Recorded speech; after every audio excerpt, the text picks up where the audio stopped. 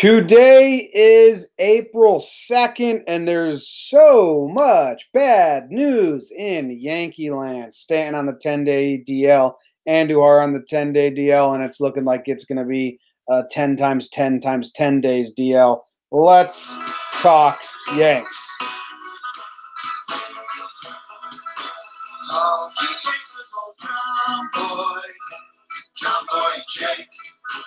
Recaps galore for weekly awards. Stat line, steaming hot takes.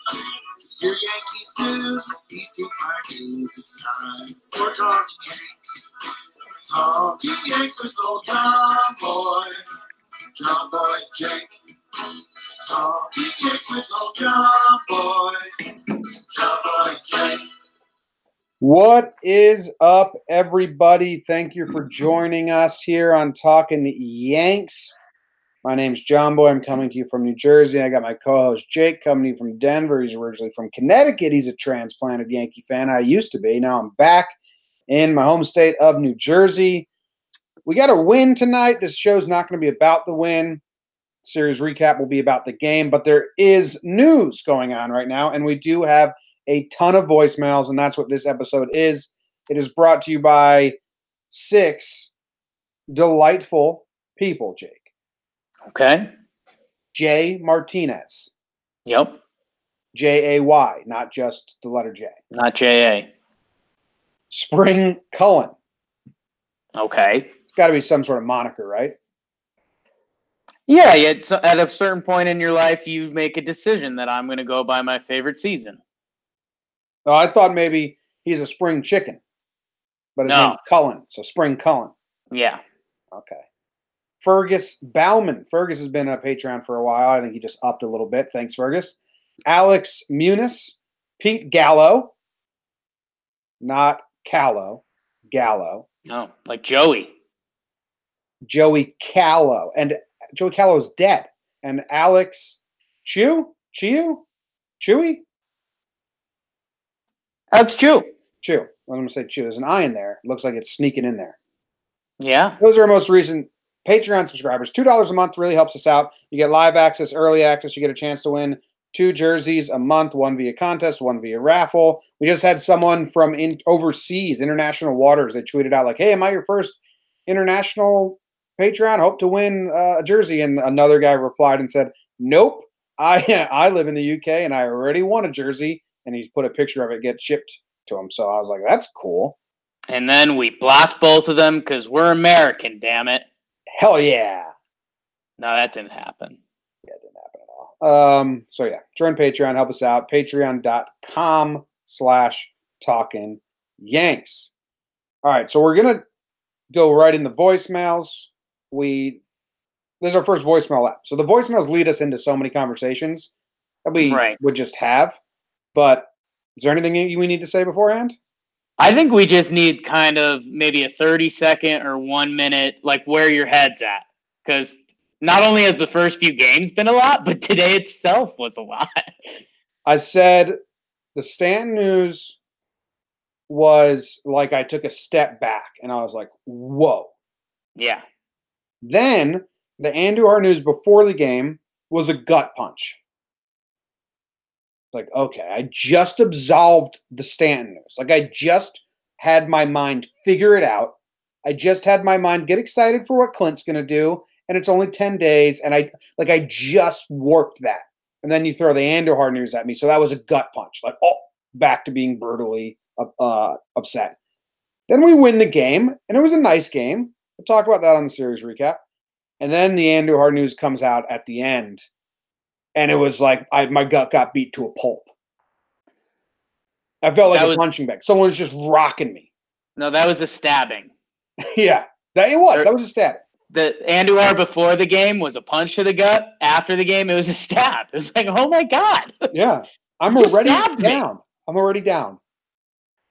It's pretty wild. I mean, just a clean, tidy win. I mean, you wonder what was going on in the locker room.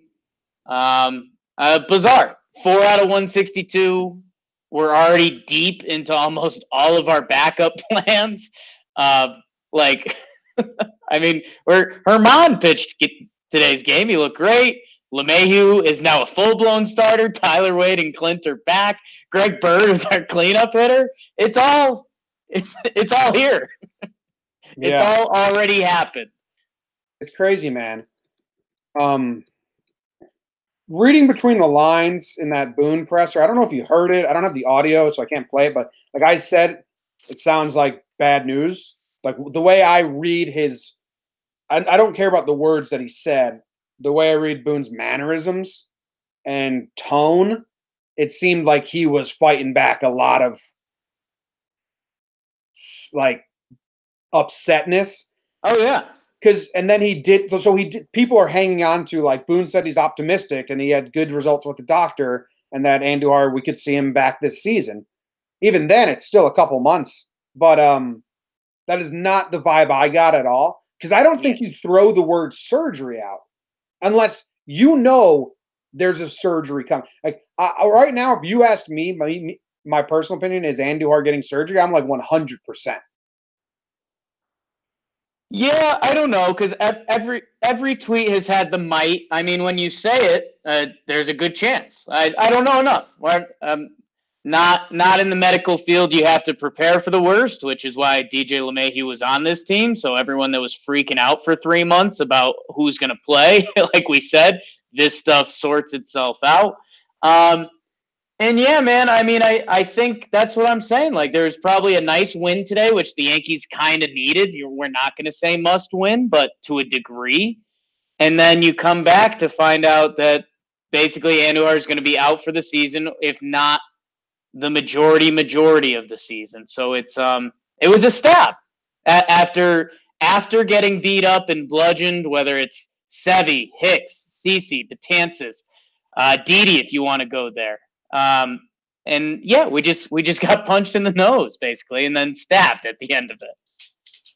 It's brutal. All right, we got a lot of voicemails. Everyone did really good about the new 1 minute rule. Yeah, so I appreciate that. We did have a lot come in. If you want to leave a voicemail in the future, keep it under a minute. Doesn't even.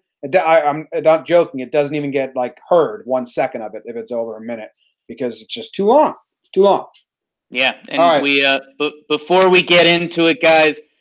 The voicemails are sponsored this month by Diamond Baseball Tours. We're partnering with them again. Really good dude. I've been talking to him just about like March Madness and stuff. We're friends now, so that's pretty cool. But go check out their website, www.diamondbaseballtours.com. There's still the induction trip they have coming up. I mean, is one of the most diesel baseball fan trips you can ever do. Yankee Stadium, Fenway, Citi Field, National Park, Citizens Bank, and then you're going to Cooperstown. Mo's getting inducted this year. Go check them out, Diamond Baseball Tours. Cool guy. We're going to be partnering them with doing some cool things in the future. Go check them out now, so when we tell you the cool stuff coming up, you're going to be ready. Yep. And you get a tour of Yankee Stadium in that tour as well. You get they do everything. They take care of the travel. They do the hotels. You do tours. You do the games. It's a baseball person's dream. All right. I don't have these voicemails in any specific order, so we're just going to play them and see where they take us. Hey, guys. It's Richmond again, believe it or not. With all the injuries, I was just wondering, maybe we could focus on something a little more positive. What would you guys like to see as like a fun storyline this year? Like my uncle had a great one. He said maybe if like Danny Farquhar is the ALCS MVP, like how great of a story that would be. I don't know. Just like fun, a little bit different, maybe dream scenario. You know what you think? Bye. All right, Jake. Positive spin. What's a storyline besides winning the World Series or besides everyone being healthy? What's a personal storyline you really want to see from the Yankees this year? Well, you and I have touched upon this a lot. I think it comes back to kind of the comeback player awards. Like Danny Farquhar, if he somehow got into our pin and threw some big innings, yeah, that would be an amazing. That would be like the most emotional story, right? Yes. Like that's actual heartstrings. Like a guy almost lost his life, and then he's back playing baseball. So that's the heartstrings. I mean, I'm gonna go baseball perspective on this. I've got a couple, Jim. I'll lay them out. What if This one's kind of a little deep end. What about like CC Sabathia getting to the All-Star game or something like that? Like if CC opens up and he goes 9-2 with like a 3 flat ERA, like that's fun. I was searching for the player because there's a lot of options. Right. And my brain first went to Gary because I love Gary. But I think you're right. I want CC to have a rewarding last season. Yeah, I guess it's funny, Jim. I think because both of us are spinning right now, like Greg Bird, Luke Voigt, Gary, and I think my number 2. I think it comes down for me. It's like CC and Tulo, and I think it's because they've been around the block a few times. Like if Greg Bird doesn't put it together this season, he's still going to get another opportunity with another team and have a chance to be a ball player. If Luke Voigt is average, I mean, it's okay. Like Luke Voigt's still going to be around. Like CC, this is it, straight up. And Tulo, man, you and I, people were saying we were lower on Tulo. We were just trying to be realistic. We were pretty low on Tulo. But I mean, the guy used to be one of the best players in baseball, so it would be a really cool story. And now we definitely need him for a little bit. So I mean, if he can find that form, I mean, that would be awesome. So I'm going Tulo and CC, I think. Yeah, my final answer is CC. Just want CC to have a rewarding, good end of his career. Yeah. Hey, it's Skylar from Los Angeles, first-time caller. So just thinking about Jacoby Ellsbury every day over this offseason, as I'm sure many people did, I thought about the fact that the Yankees had an insurance policy that was paying out a substantial portion of his contract to reimburse him for missed time, reimburse the team for missed time. So it made me wonder, is that something that the team does for every single player signed? Is that something that they just do for risky or big money signings? If you guys have any information about that, I'm really curious. Also, if it's not the case, who is the one player on the team right now, other than Ellsbury, that you think most needs an insurance policy? Thanks a lot. Keep it up. So Ellsbury has an insurance policy, but I think who didn't? Tulowitzki didn't have an insurance policy in Toronto. That's why they just let him go, because they couldn't collect any money. I did like a tiny bit of research on this, and I know that only the huge contracts really get insurance policies. I think you could take insurance out on anything, because why would an insurance company not give you money or accept your money? Yeah, basically, if you give an insurance company something that you let them put a price on, I mean, you see it with some of the college football players and stuff like that. The college basketball players, they can take out insurance policies on themselves. I think I could take out insurance policies on my shoes right now if I wanted to. Oh yeah, if you'll pay it and it makes sense financially for an insurance company, they'll hear you out. You do wonder. Honestly, this is a long-winded answer of saying I don't truly know. I wonder if different teams have different contracts set up with insurance companies. I bet they do. I think it's all personal per player too, but I don't know. It could be. Not sure. Maybe we can ask our agent friend Kuznick on that. Yeah, we could. He'd probably be elated if we did that. All right, we will maybe get back to you on that one. Yeah, put it on the list. Hey, it's Teacher from New York here. I was watching your pregame video, and I was thinking to myself, how many at-bats do you need in order to value a pitcher versus a hitter personal stat situation? So do you need 15, 20, 25? Love to hear your take. Have a good one, Jomboy and Jake. It's an interesting question from Teach. I love BVP. But I preference this on the pregame show. Like I said, I'm going to give you guys BVP, batter versus pitcher stats, but don't put a lot of stock into them, because, I mean, even people in baseball say you have no idea what's happening. That guy could be there's so many other factors, but they're fun. How many at bats would you say it as, Jake, where you can put stock in it? I would say this is where I would say, because it's not about how many at bats. Like tomorrow, Stanton, if he was playing, has tons of at-bats for Zimmerman, but they're all from 2012 and beyond, so those are useless to me. Okay. I like to look at the last 2 seasons, and if it's over 20 at-bats. then I'll be like, okay, what happens here? And it's also from there you have to look at trends.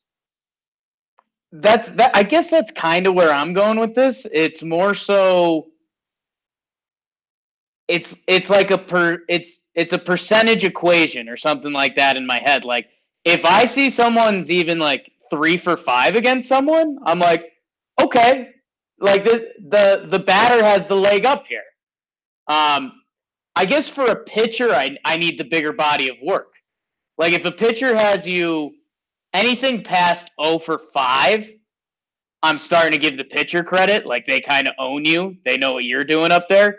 For a batter, I guess the closer it is, like if someone's even 2 for 4, I'm like, this guy kind of knows what's coming. Wow. And then I need way more than that. It stretches out from there. I think it ties into confidence and all of that. Like if you show me a 6 for 20, I mean that's a batter's got a decent chance against them, but I don't like that. That's like a good battle in my head. What if I showed you a 7 for 14 with 6 home runs? I'd say Gary's good. Gary crushes Price, huh? I'd say Gary's really good. What about Voigt? 3 for 6 off Price with 2 home runs. I mean, yeah. Like, would you say yes there? Yeah, because the 2 home runs. When he's got him. But okay. I think a lot of the analytic people will say we're wrong. But like, if you try to tell me Gary doesn't feel comfortable in the box against Price, you're right or more confident. Yeah, same with Voigt now, even though he's only 3 for 6. I mean, that's like the essence of playing sports that analytics will never be able to pick up. If you've ever played basketball and you got someone guarding you that you know you can beat, you're that much more confident. If it's a pitcher on the mound that you know what they're throwing and you've hit off them before. Quick thing about the game that happened yesterday, today, whenever you're listening to this, the first game versus Detroit. Just one snippet because this ties into what we're talking about. When Judge made that diving catch, Ottavino started pitching better because he got a confidence boost and a jolt of energy and adrenaline. And analytics, there's no analytic that can say, after a diving catch, Ottavino pitched better. But that is what happened there. Canely the game before that. He throws a couple strikes and it turns the whole inning around. Yeah. All right, next. Jomboy and Jake. I'm enjoying the show. Jakey, love those burns, baby. A lot of energy. But you missed an award yesterday. And the award should have been, help yourself, man. Help yourself, man. And as you guys know, I am in the Bird camp ever since he gave you guys some time to chat while he was doing batting practice. And I want both guys to do good. But come on. 3-1 pitch. The umpire's been calling borderline strikes on you all game long. You're to fight to stay on the team. You get a 3-1 fastball right down the middle. You got to be more aggressive to want that spot, not waiting for a walk. Talk to your man Bird. I want him to stay up. Bye, boys. Do you remember this pitch? Love when our fans have been drinking before they call in. Do you remember that pitch? I do. I was surprised. And then in today's game, he had a 2-0 strike. Gardy stole on a 2-0 pitch, which I thought was surprising. And yeah, Bird's not swinging in his hitter's counts right now. He feels so comfortable seeing the ball, but it's been a lot of 2-0, 3-1, and he hasn't swung, which is, yeah. Yeah, and I this is actually a constant battle for me because, and I run into this with Judge and Stanton mostly because they are patient, and the mind twist is, Jim, that we've seen these guys at this point hit any pitch. Yeah. Judge and Stanton, we've seen them pull high balls, we've seen them hit high balls away, we've seen them hit low balls, we've seen them hit low balls away. We've seen the full spectrum from these guys because they're amazing. So it gets frustrating sometimes. You see a 2-0 fastball that gets a chunk of the outside part of the plate, and you're going, dude, I've seen you hit that ball 450 feet before. So, but it's tough because, like, I don't know, Glaber takes that pitch, and I'm not mad at him. I'm still like, okay, 2-1 count, you're working the at-bat. Bird is confident within his strike zone. He knows what he's looking for. I will say this. I mean, it's, the way too early column, if I was writing this up, you would like to see the Yankees be a little more aggressive in those hitting counts this early in the season. But at the same time, this team's mantra and what they're built around is working the pitcher, taking their walks and passing the baton. So it's tough to get mad at them. We overreact after a couple games because that's what we do, baby. I'd like to see them be a little more aggressive in hitters counts. I agree. Hey guys, Andrew from Hell's Kitchen. So obviously we're mad, including myself, about Gardner leading off as opposed to hitting ninth. But can we get Stanton out of the 3-hole? I mean, the guy I want in the 3-hole should be someone that I want up with 2 outs, nobody on, because that's what generally happens more than any other spot in the lineup at the 3-hole. And on top of that, I don't want Stanton to get pitched around to get to Voit, because I'd rather face Voit than Giancarlo Stanton. So I'm thinking either DJ or Glaber in the 3-hole, and then Stanton in the 4-hole, and then you adjust accordingly. What are your thoughts? All right, batting order talk. Not my favorite thing, but I'm getting more and more into it this season because people love it. So I'm going to have to develop stronger opinions on it because I get asked about it non-stop now. First off, I'm not mad about Gardner leading off like everyone else. I said I'd give him April, and I'm giving him April. Yeah. What's his stats at now? What's he got, like a 300 batting average? And I am not saying that that's good. I'm saying it's as meaningless as his 0 for 9 was after 2 games. So whatever. But then I do agree with Andrew. I said this last episode, I don't like Stanton and Judge next to each other. It just, when a pitcher has their number, he has both their numbers, and it's too easy. Yeah, and we've seen it. I mean, Jim, new baseball, everyone has a tight slider nowadays, and people have been making good pitches to Judge. Like some really tight right off the plate sliders that are tough to lay off of. And yeah, if you get past Judge, I don't want to say Stanton's a reward, but like you feel like you slayed the dragon, and now, well, I just did that one. I'll take this one down now. Lineup wise, I kind of like, and yeah, I'll say it just because I have to, because I was getting in people's faces, and then I pulled back a little bit. It's too early on anyone, guys. It's 4 games. Let's see what Brett Gardner has this year. Half of our team is injured, and we have a guy that's been an experienced leadoff hitter for a decade batting leadoff. Like, get over it. Let's see what the guy's got. He's just put together 2 good games. Gardy can get hot quick. Hopefully he does that. Jim, lineup-wise, you've been developing I guess we stay away from the analytical words there, but you've got a little theory brewing. I want the contact hitters spread out. Right. What are we talking about? Yeah. Yeah. And they started to do that. We talked about it on the pregame show today, talked about it yesterday. So I do agree with Andrew. I don't like if when Stanton comes back, if Judge is 2, I'd like Stanton 4. Yeah. And I mean, for a team that only put up 3 runs today, we had a couple lefties in the lineup, and you broke up some of the big boys. I don't know. It does feel a little differently. That being said, if Detroit scored 5 today, we'd be pissed off right now and saying the lineup sucks. So, New York. So maybe the Giancarlo Stanton injury is a good thing. It ends up being a positive, not for performance issues, but the guy played 158 games in back-to-back seasons, never done 4 in his career. Maybe a little time to be, a little time to get right, fix his swing a little bit. It ends up being a good thing for Stanton and in the long run. Go Yanks. There you go, Jake. This will give him the rest that he needed because he played a full season last year. Yeah. I don't know, man. It's a bummer. And the Giancarlo quote was actually cool before the Andujar stuff. Giancarlo was like, "I'm pissed, man. We just did spring training. Like, I wish I was hurt then." And then you're kind of like, "Okay, Giancarlo, you kind of get it. We like you." And then you get stabbed with the Andujar news, and you're like, "Don't care. Just come back." Yeah. I don't know. Get healthy, everyone. What's up, Maxwell from Baton Rouge? We lost 2 out of 3 to the O's, which sucks. But we all know that when you lose a series to a bad team, the worst of the Yankee fandom comes out, especially on Twitter. So my question is, if the Talking Yanks universe were Survivor, and you had to vote one fan off the island and never had to read their Twitter again, who would it be? I'm going to nominate Boone Logic. Easy choice. Have a good one, guys. Wow. Max throwing us into the flames.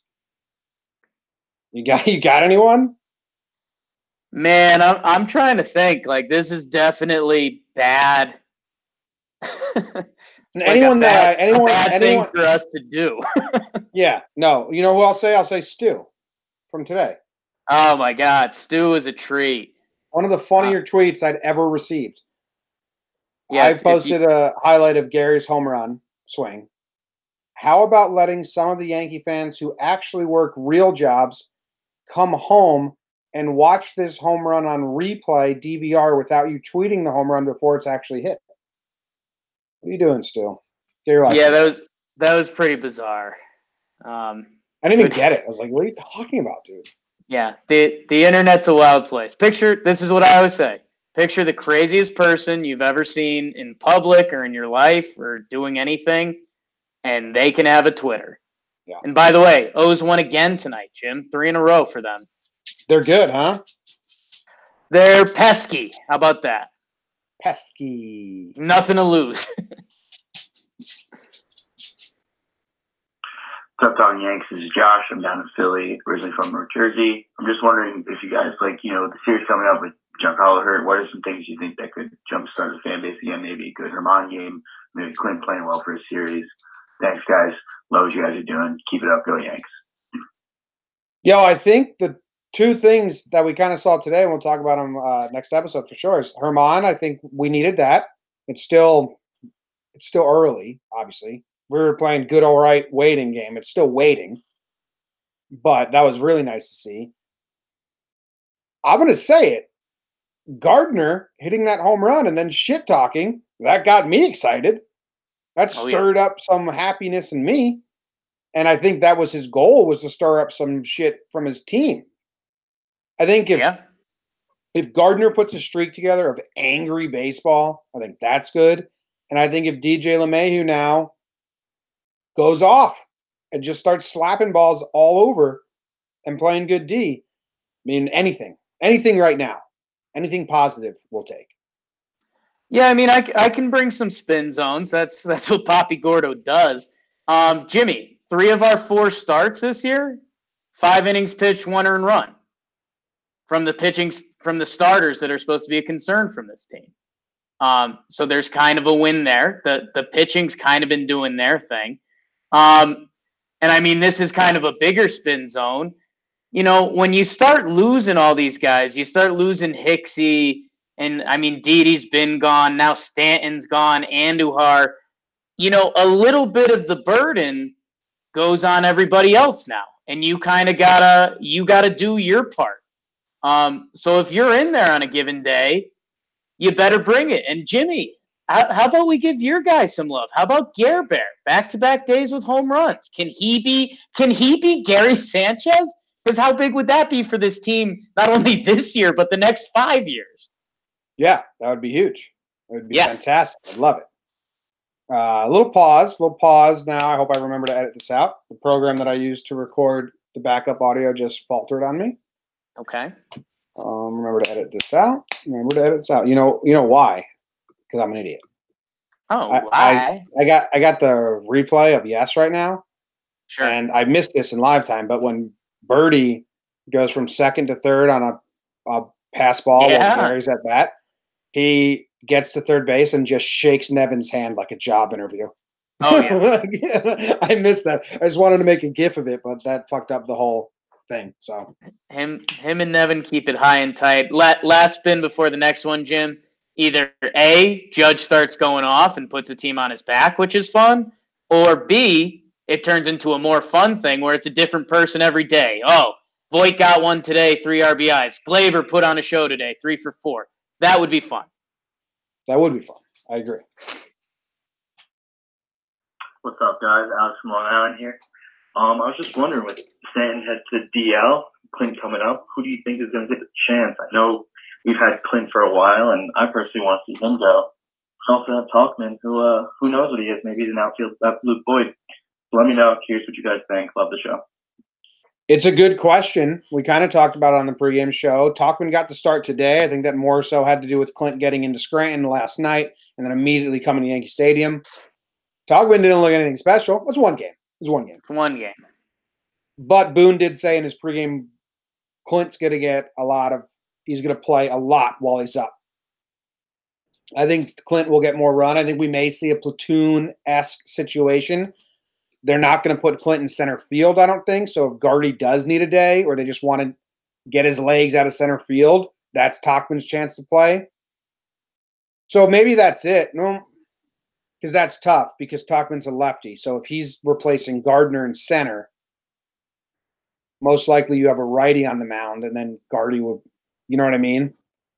Yeah, I think what it's going to be, I think you give Gardy the start tomorrow because he went 2 for 4 today. And I mean, if he can get going, that's really big for this team for a couple weeks. I think you play Gardy tomorrow. If he doesn't have a great day, then you give him the rest day. You put Talkman in center, Clinton left. I think we'll see Clinton left tomorrow anyways. I think Talkman will go back to the bench. I think it's basically going to be every other day, Clint or Talkman. If it's a lefty, you're definitely getting Clint. And if one of them starts hitting, you'll play. I think simple as that. I think you can even hear Booney like saying that, like sitting them down and, well, Clint, if you get it going, well, Talkman's got the hot bat right now, so we're going to let him hit. Did you hear Clint's conversation with Meredith before the game started?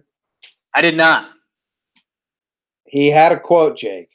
Okay. But I've lightened up on Clint because I'm rooting for him on the field. I believe in his talent. I've lightened up on him. But he said, this is what he said basically. He said, yeah, last year Andujar came up. He got his chance and like ran away with it. I want to prove people that I'm not just talk. I can actually do it.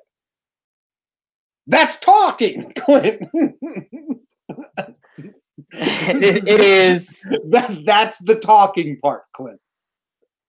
It is. Yeah, it's a little tough. I mean, he is talking, but he's talking about doing it. So yeah, that's good. That's this whole thing. I'm telling you, I'm going to prove it. I'm not just a talker. I'm going to prove I'm not just a talker. Clint, that's talking. Come on, man. Yeah. Tighten it up. Just don't say shit like that. Hey, hopefully we're truly enjoying those quotes in a couple weeks. How about that? That's what I was talking to Magic Sam. I said, I hope that he starts putting up numbers so much that I can be like, all right, bring me that quirky personality, Clint. It'd be nice, right? It'd be nice. And man, I hope he does. Crack me up. Yeah, and Jim, I think my little theory I mentioned before, I think makes a lot of sense. So we've got the Wednesday game against Detroit, getaway day. Mm-hmm. They have a lefty on the mound. So I think you throw Talkman in center, see if he can hit off the lefty. You rest Uncle Brett for a day, and you get Clinton left. I don't think they can afford to do that. I think if I see Clint and left or Talkman and Clint in the same lineup, I'm out. I think I'm upset. I mean, it's early season and it's getaway day. Like I mean, you know, this Yankees team appreciates their rest and such. I guess if Gardy has a big day tomorrow, you could see it. Against Zimmerman, he could. Zimmerman's kind of a contact pitcher against a contact hitter. You feel like Gardy's going to put it in play. But I don't know. I think that makes a lot of sense in the Yankees' heads right now. And I don't know. Do we have a Tyler Wade question coming up? Do we want to talk about that at all? Not yet, but we'll get there. Okay. We got the next one. Hey, what's up, guys? Jake Cherubini with an I. I'll try to keep this short. Just went on my lunch break at work and saw the Stanton news and was pretty bummed out, I think, just like everyone else was. But it made me think of something Boone said the other day in a press conference. He was asked about DJ LeMahieu playing the outfield, and I was just wondering if they're going to start doing that this series. Sorry to cut you off, Cherubini, but the Andujar news puts an end to that. DJ LeMahieu is now our starting third baseman. Yeah. So, thanks for calling. Appreciate it. And Jake got a shirt too, and he's a Patreon, and you called him Cherubino. That's where the Cherubini came from. So we thank you. Man, and that just shows it. That's how fast things are moving. 2 hours, if that, and yeah, that's where we are. Hi guys, it's Melissa Wiles. I've been listening to you guys for, oh goodness, a little over a year now. Love the show. So happy to be back. Had a huge smile on my face listening to Jakey Burns because I love the Burns. Also saw Amber Sabathia wearing one of your shirts. Totally got a kick out of that. Loved it. Actually just put in an order for my first shirt. They got the Luke shirt and it's on its way. And made me think about the Bronx Pinstripe show and wondering if you guys have any conversation with them or any competition or what the deal is with that. So anyways, love what you're doing. Keep it up. Love listening. And Jake does not suck. Bye, guys. Come on. Interesting question here. Bronx Pinstripes, actually, when I started tweeting, when I started deciding I was going to make GIFs and videos and tweets, Scott from Bronx Pinstripes reached out to me and was like, hey, man, what's going on? I want you to join the team. I wrote for Bronx Pinstripes for a little bit. Scott is a really awesome dude. Scott's really nice. And he knew and I knew that I wanted to do my own thing. It's kind of like, hey, this is everything I want to do. This is what I can do. And I was like, I already started this podcast, Talking Yanks, and this is like what I really want to do. And eventually it was like, okay. And then we saw him at spring. Well, I saw him at spring training 2017 and hung out with him the whole day. And Andrew was there too. And friendly. I mean, there's not, we're all just Yankee fans. It's so weird to have like rivals within, like we're already fractioned off to like a fraction of a fraction of a, it's so silly. I think we bring a different kind of show than they bring. And I don't think there's like I don't think it's like competition. So whatever. Yeah. We think if you want Yankees content, you can go to us, you can go to them. You're going to get a slightly different product. They're nice guys. They've been in the game a little longer than us, but I don't know. I think there's some competitive, fun stuff with there. I mean, we don't wish ill on them or anything. No, I don't wish ill on anyone besides one time I wished ill on Tankster. Right. Which we don't talk about the hush, man. So yeah, no. Thanks for the Jake doesn't suck thing. I think you're wrong. And yeah, we're. Nothing against Bronx Pinstripes. We think we're good at what we do, and we think they're good at what they do. What's up, guys? It's Brian calling in for Talking Yanks. Jake, I want to slap your big butt cheeks. But more importantly, what's the deal with all the injuries? I mean, at this point, it's kind of, I don't know, it seems excessive. I know it's part of the game, but like it almost feels like having the Yankees just a rate that's just so much bigger than probably the average in baseball. I mean, do you have to start looking into like the training staff and what they're doing that's wrong, or there's something else, or am I just being overreactive? I want to know your thoughts. Let me know. Have a good one. Currently answering this question blind because my contact slid out of my eye. Jake, talk real quick. Well, first of all, that's easily the voicemail of the day, presented to you by Diamond Baseball Tours, which I'm sure they'll be happy about. One of our early partners in all this, I was like, yeah, we'll give you guys a voicemail of the day. We'll give you a shout out. It'll be a fun thing. And so the first Diamond Baseball Tours voicemail of the day is someone opening up with someone saying, Jake, I want to slap your fat ass, juicy ass. No, your big butt cheeks. Okay. So yeah, go check out Diamond Baseball Tours and my butt cheeks. This is you all right? Your eyeball fell out there. Yeah, I'm good. His question is, do we have to think about the training staff and all that stuff, right? You're there. I'll let you go. You have to. I'm not saying that we can blame them right now. I'm saying if Cashman and this analytic team, who's all about like looking into the reasonings for stuff, if they're not doing a deep dive into their strength and conditioning, they're failing. And I'm not blaming the strength and conditioning. I'm just simply saying if you're not doing a deep dive into what's going on here, and if there is a cause and effect within the organization, then you're failing at your job. I'd be shocked if they weren't looking into it. And I don't know what they're going to find. Only they will know what they find. But at this point, with this many injuries, you have to look into it. You'd be like, it'd be a big, like, you'd be a fool not to. If this was like an 80s Western movie, there would be like the one geeky guy comes up to Cashman and is like, yeah, I mean, statistically, the chances of our third baseman, shortstop, center fielder, ace, fifth starter, setup guy getting hurt are 0.0002. And Brian Cashman just takes out his pistol and shoots him in it. And then he looks at everyone else and he's like, does anyone else have something to say? Because you're absolutely right. I mean, at this point, you absolutely have. I mean, they look into everything. They're the New York Yankees. I mean, does this stuff happen in baseball? Yeah.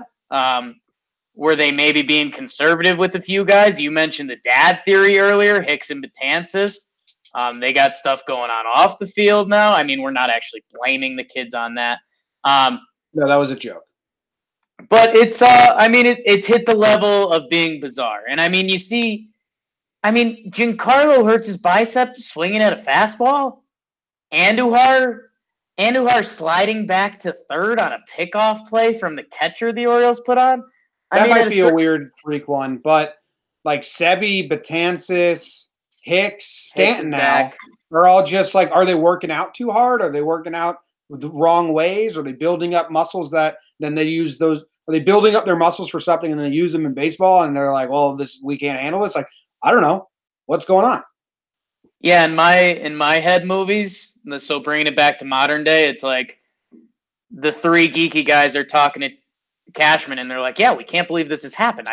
This is nearly impossible. I don't know how this happened." And then there's like Phil Nevins in the hallway, and he's like, "This is what I've been trying to tell you guys. This is baseball. This is a man sport, not a simulation."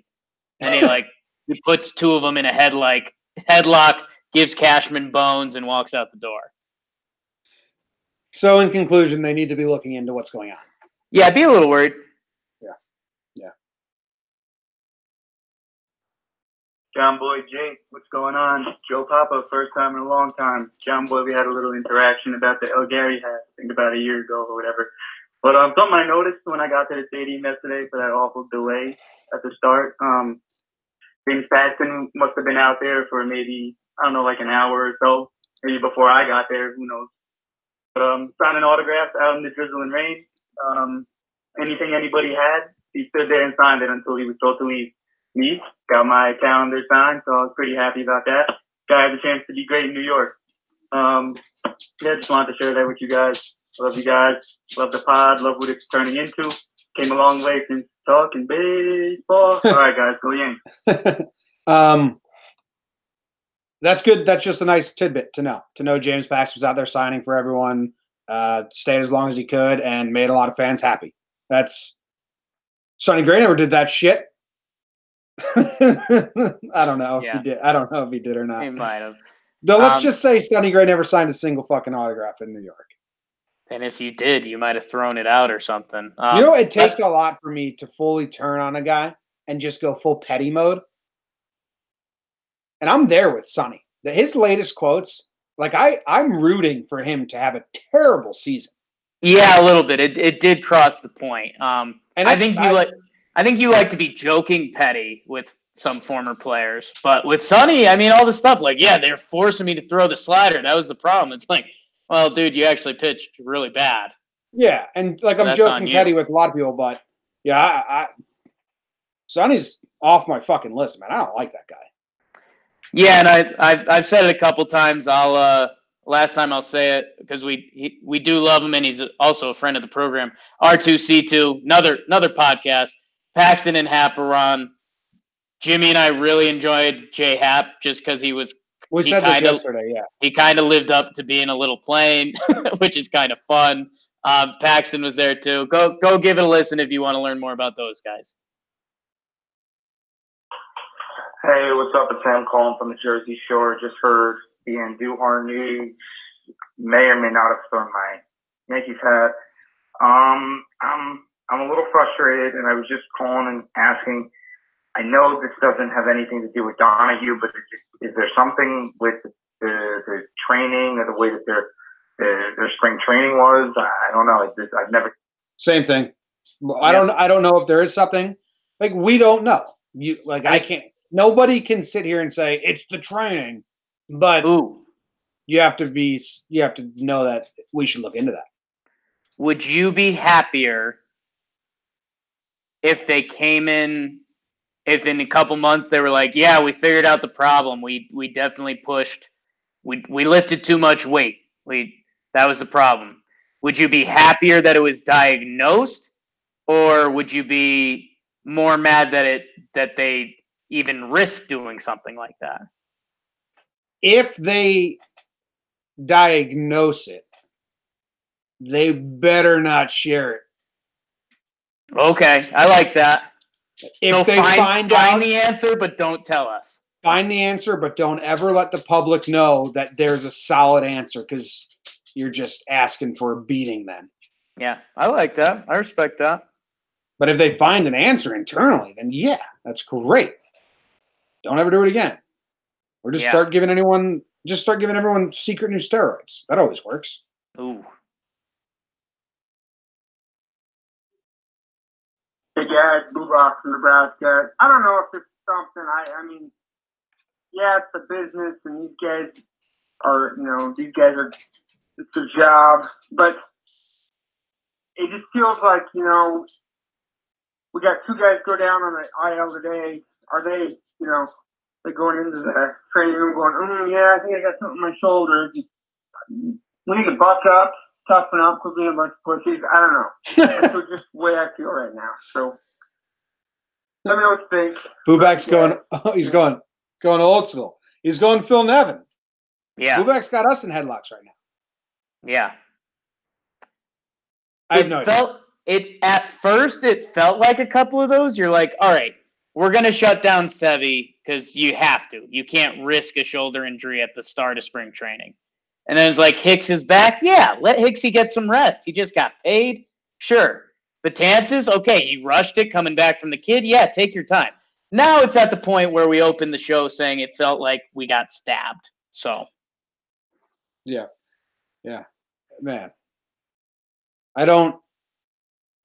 There's no point in me sitting here saying, Stan's a pussy, you can play through that, because we have no idea. Right, like Andujar, totally not. Guy might be out for the season. Stanton, we don't know the severity, but dude, you've gotten really good at translating Yankee quotes. It's what? 75% we don't see him in April? Stanton? Yeah. Yeah. Boone, if you pay attention to Boone, you can usually get a good read. And I think I've been, not to pat my own back, but I think I've been pretty spot on with all of them, right? You've been good. Stan, they're shutting him down for 10 days. So. Completely. So he's not going to play on the 11th day, because the 11th day they have to find out how it is then. Right. And then they have to decide if he's great, do we see him on the 12th day? No, I think they're going to have him go through the motions and treat it with care. Boone said, I think we'll see him back in April, which to me means he's missing at minimum 3 weeks. And that's just my interpretation of Boone's quotes. I would say Stan's missing at minimum 3 weeks. Yeah, I mean, we could play the guessing game and blow wind all we want. It's going to be a little bit. That's the biggest thing that this Yankees crew, whether it's Cashman or Booney or whoever's saying it, has thrown off the internet. And I mean, maybe it's partially the internet's fault at this point, but when they've been talking about guys coming back, they say when they're going to start being able to they say basically when they're going to be reevaluated, and people take that as the comeback date. Yeah, yeah. I mean, Hicks has not started baseball activities. We're not seeing Hicks until May. Yeah, the Hicks stuff has really freaked me out. Everyone just looks at the best case and says that's what's going to happen. The best case is the least likely case. Right. Yeah. All right, we have 3 voicemails that came in later, so I haven't even listened to these. So let's see how they go. Okay. What is going on? You know, I'm a huge fan of the Yankees, but I gotta say this shit. I gotta say this. This is upsetting me so much. Was Cameron? That was Cameron. That was it? He said, I got to say this. I got to say this. This is upsetting me so much. Is that what he had to say? That this was upsetting him so much? It's either that or he's the next voicemail, right? No, he didn't call back. So, I don't know. He just couldn't deal with those Orioles. The injuries, because he called after the game today. Hey, we feel you. We're there. It's upsetting me so much, too. Did Cameron get stabbed? After the Andujar before the game, like you tweeted out, I hope Jomboy's okay or whatever. I was winded, gut punched. What did I text you? I just said I'm a pit of shit right now. You've been more emotional than I've expected to start this year. I don't hate it, but I'm a little concerned. Dude, my emotions during baseball season are of a hormonal pregnant woman. No, but usually, like during the game, I get that, but usually level off, and you're like, you go into your, stay calm. Let's see Brett Gardner play. You've been a little more irrational. Well, on the field stuff. I'm there. The injuries, though, the Yankees are so bad. Okay, maybe that's what it is. Yes, I just put it all in a baseball bucket. The injury bucket's tough for you. Okay. Yeah, because they're all loose timelines with loose injuries. It's not like there's nothing finite about any of the injuries. They're all just going to linger and lag. Gotcha. Next. What's going on, guys? Calling for Talking Yanks. It's actually a question for both of you. So every year I kind of kick myself in the butt because I live 15 minutes from the stadium, and I usually only go to like 12 to 13 games a year. But I kind of regret it at the end, saying I should have went to more. How do you guys feel about that? I know you guys live really far away from the Yankees, but if you guys were close, would you go to a lot more games, or do you like it more in the comfort of your own home, seeing every angle and all that stuff, like the atmosphere at the stadium and like the bars, fans, Billy's pregame?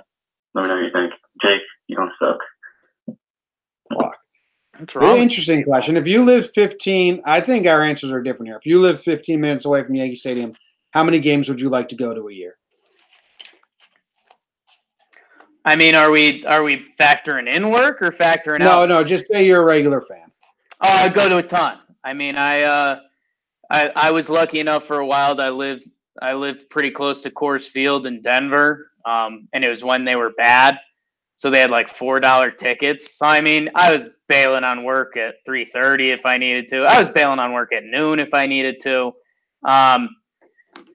And yeah, I mean, that was a pretty awesome experience. If it was the Yankees and it was that close, I mean, yeah, I would be on StubHub or anything 5 minutes before every game, pretty much.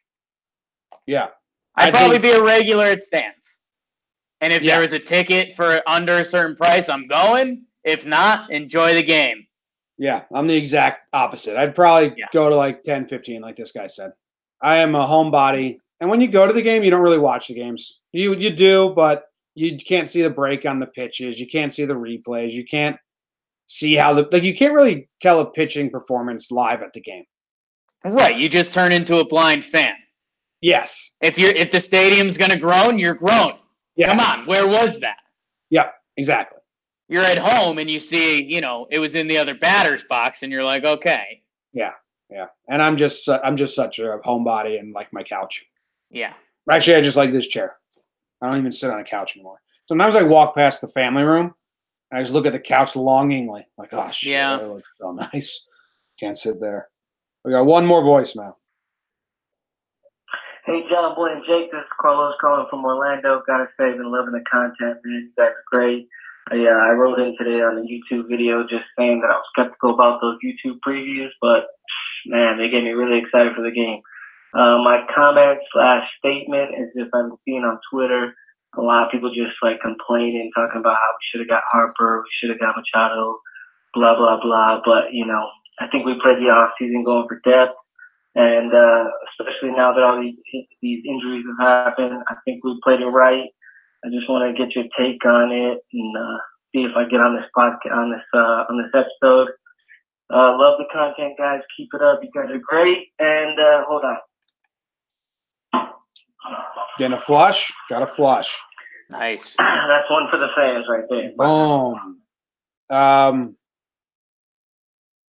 What do you think? You think we played it right? Think the depth's there? You like the pregame show? Yeah, check if you haven't checked out our pregame show. I mean, we're doing it fun. 15, 20 minutes, get you ready for the game. It might be popular during day games. Like if you're at work and you need to kill 15, like I think that's going to be the sweet spot right there. But check it out. We're doing those. Man, you know, April 1st, am I shocked we're still talking Harper and Machado? Not really. Guys, we're talking 10-year plans with those guys. And the Yankees weren't in on it. So we got to go. And also, like, okay, the injuries happened.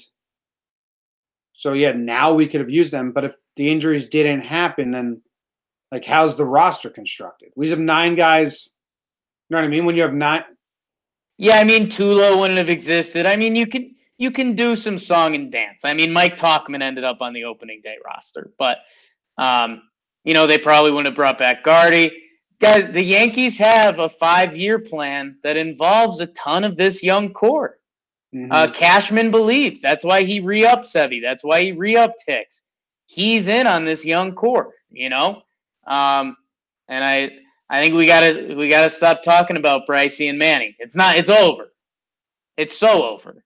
Gardner just hit his home run on the Yes Encore. I really wish I could read his lips to see what he was yelling when he came to dugout. I tried so hard. Couldn't figure it out. Yeah, man. I mean, just get over Bryce and Manning. I mean, how can you just not get over it? You're just still harping on it? What's that get you in life or in fanhood or what is that's a whole nother just life philosophy conversation. Like, what's it getting you? It's the Yankees got a B+ this offseason. If they got one of those guys, it would have been A+. And if the Yankees don't win, they're going to point to that immediately. How about Gardy knowing he got that ball out? Cleared it by about 1.5 feet, yeah. He got it into the first seat, and he was staring down the dugout right away. Respect the hell out of it. All right, this ends the first ever full voicemail ep of the season. I think I liked it. I love the voicemails. I think you guys lead us down some conversations that we would not have led ourselves down, which is great. And I like the involvement. I get such a sense of enjoyment, pride. I don't know what it is, seeing all the different area codes that call us across the map. So it's really, really cool. Thank you for calling. Thank you for listening. If you want to leave a 5-star review, that's appreciated. Go to patreon.com/talkingyanks and help us out. That's appreciated. And the live chat was going off. The Patreons and the live chat were going off today. A lot of conversation, constant movement. So that's cool.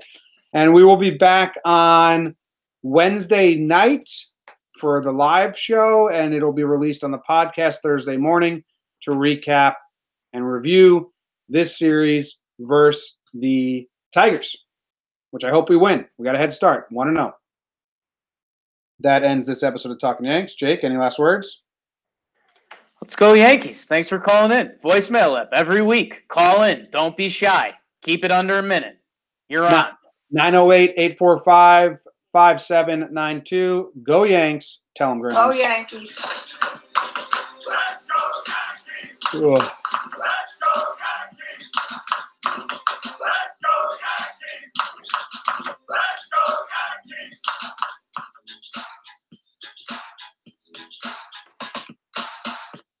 Ooh, I'm tired. Ooh, child. Things are gonna get. Someone just DM'd me, like an honest DM, just asking, like, "Hey, what's the latest on Sevy, Hicks, and Betances?" And it was just like nothing. Yeah. Not anything within the next 2 weeks. We won't see any of them within the next 2 weeks. It looks like. Like, it was one of those things in the back of my head. I knew it, but I never actually said the words. But seeing Lindsay Adler say it today that Hicks hasn't done baseball activities, I was like, geez, what? Like he's gonna have to like do rehab games. Yeah, he basically doesn't have a spring. I mean, man.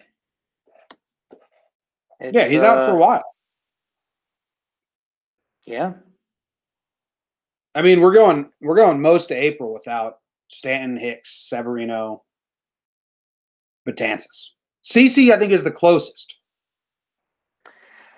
Yeah, CC's been thrown in stuff. I mean, CC's issues are like not limb related, not I don't know. He had heart surgery, so they're just taking care of him.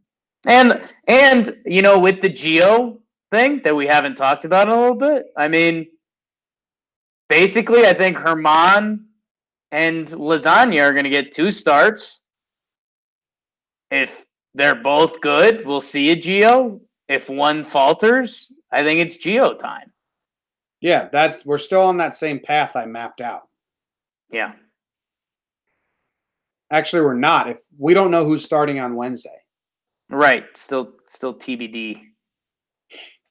God damn, man. This sucks. Yeah. Yeah. The play, I'm not worried about anyone's play right now.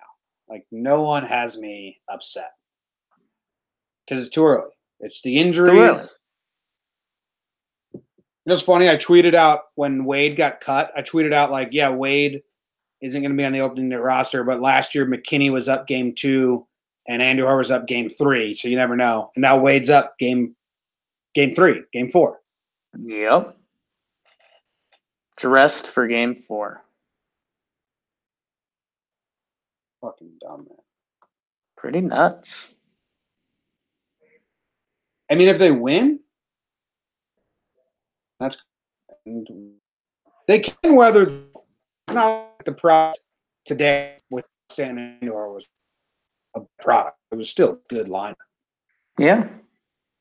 Close to our best lineup is the issue. Yeah. And I think our demeanor would turn a little bit if the Yankees lost 4-3. Yeah. Yeah. You're right. That's baseball, though. That's baseball, Susan. How about that article about Susan Waldman? We didn't talk about that on the show or anything. Like, that's fucking terrible, man. Yeah. I'm so mad.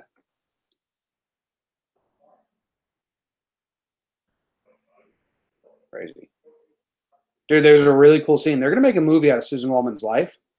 And there's a really cool scene in that article where Steinbrenner was nice to her and gave her security detail, but still didn't invite her to things and didn't, like, make her part of everything.